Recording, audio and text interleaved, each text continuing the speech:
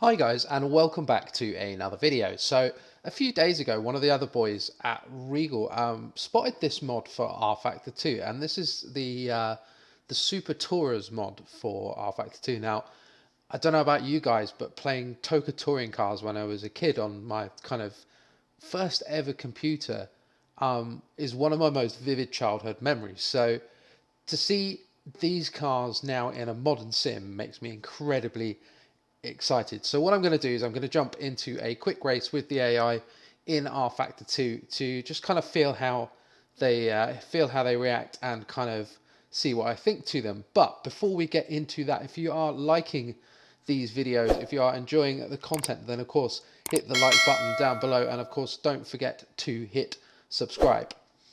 So here we are at the back of the grid, and we're going to see how far forward we can get. We are of course at the fantastic Donington Park, and Rfactor just doing some kind of weirdness with the cars in front of us. You can see the cars kind of flickering in and out there. I've yet to kind of figure out what's going on with that, but we'll just kind of carry on and try and shove our way through. Come on, use the bumpers as we kind of clout the back of an Audi there. Now this era of touring cars is kind of known as the Super Tourers, mainly because of the fact that the budgets were sky high, and the kind of tech that these guys are using, and kind of the amount of money they would put into developing these cars. And despite the fact that they look like the road-going versions of these cars, they're very, very, very different animals. Of course, this Renault is in fact front-wheel drive, so we do have that to play with, and of course you kind of just have to throw the car in and then try and catch the car on the throttle on the way through. And we're up to 15th already, so we're not doing too bad.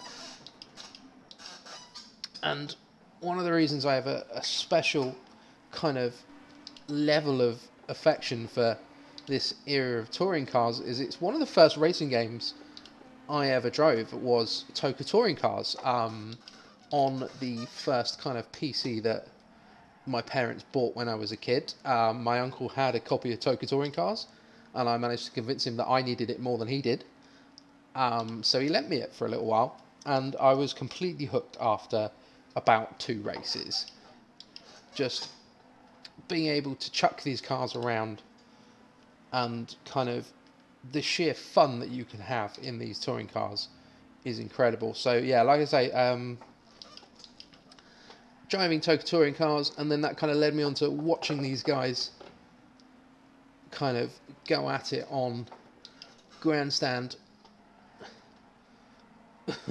As we get a little nudge there from the Vauxhall. There's going to be lots of weird noises and lots of giggling and silly things going on, and I apologise in advance. I can't help it. It's just my racing Tourette's, as it were.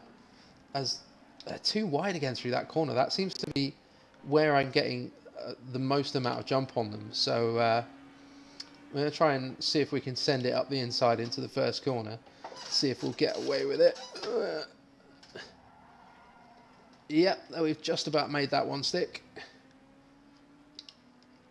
And yeah, like I say, this era of touring cars, they had massive budgets. I remember reading Jason Plato's book. I think it's How Not to Be a Racing Driver or something like that. And he talks about kind of driving for Renault in his kind of first season, where he would turn up for testing, and there would be a truck from Michelin, obviously Renault being a French team using a French tyre manufacturer. And that entire truck would be tyres just for him to test. Not like his teammates test, him and his teammates test, that was just for him to test. And that kind of gives you a window into the budgets of some of these teams. And now, of course, I'm driving the Renault as we try and avoid the back of Nigel Mansell's car. He's going to be a very cross Brummy if I run into the back of him. And you can see in the front window I've actually got the Williams kind of name. Now, of course, the Renault team of this era were actually run by Williams, the Formula 1 team. And you obviously, if you know anything about racing, you're kind of familiar with the name Williams.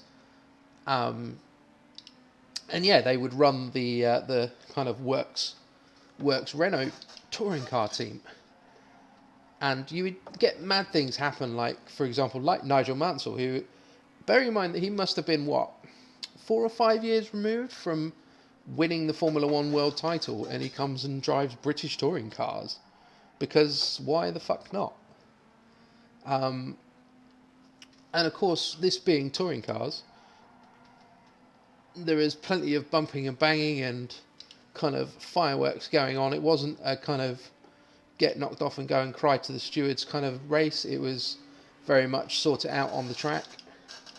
And that, I think, was what endears a lot of people to touring cars. Is that it is seen as kind of real racing. Now, obviously, with the Super Tourers era, it got to the point where the budgets were so astronomical that they just couldn't sustain it anymore. They were losing teams left and right and centre. And this era that I'm racing right now, this year, there were so many manufacturer teams. You're talking Nissan, Volvo, Vauxhall, Audi, Peugeot.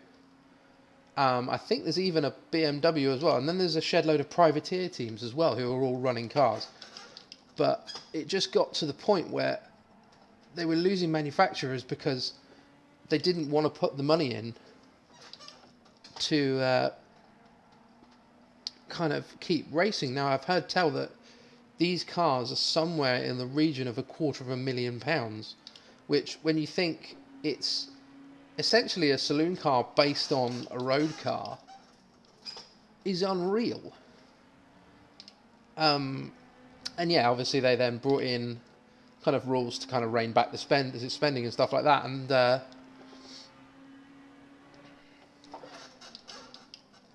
at that point then a lot of the manufacturers kind of sloped off, and they decided to invest their money elsewhere. If they went to DTM or World Touring Cars or something like that, and you saw a lot of the drivers kind of head off as well, as we try and hold that position as best I can. I've had to raise the seating height up in this car just to try and be able to see out over the dashboard, because you're sitting so low down in this car. But as a consequence, it means that I don't see stuff coming because the mirrors are all a bit kind of weird.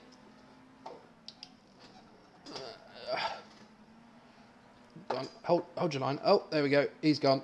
I've done the murder. I've done the big murder.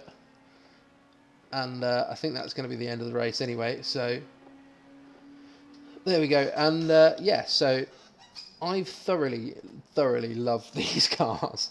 And they're so much fun to drive. Even when you do kind of sideswipe somebody and murder them, that's the end of the race. So we went from the back of the grid to 6th, which, to be fair, I think I set the AI to 110. I could have had them a little bit higher. So that was a little bit of an easy run for me. But still, at the same time, it's good to kind of try and race these cars. And I definitely am interested in doing some online racing. If you guys know of any Rfactor championships that run these cars, let me know, because I really want to get involved. Of course, if you guys have liked this video, then don't forget to hit the like button underneath the video. Don't forget to do the old subscribe, and of course hit the little bell notification as well. One thing that YouTube does is you can subscribe, and that's wonderful, and I thank you so much for doing so. But you don't necessarily get notified if I post a video. So hit the little bell icon and you'll get a notification every single time I post a video. But for now, that's all. I've had so much fun driving these cars, and I thoroughly recommend you check the link out and go and get them. But for now, that's all from me.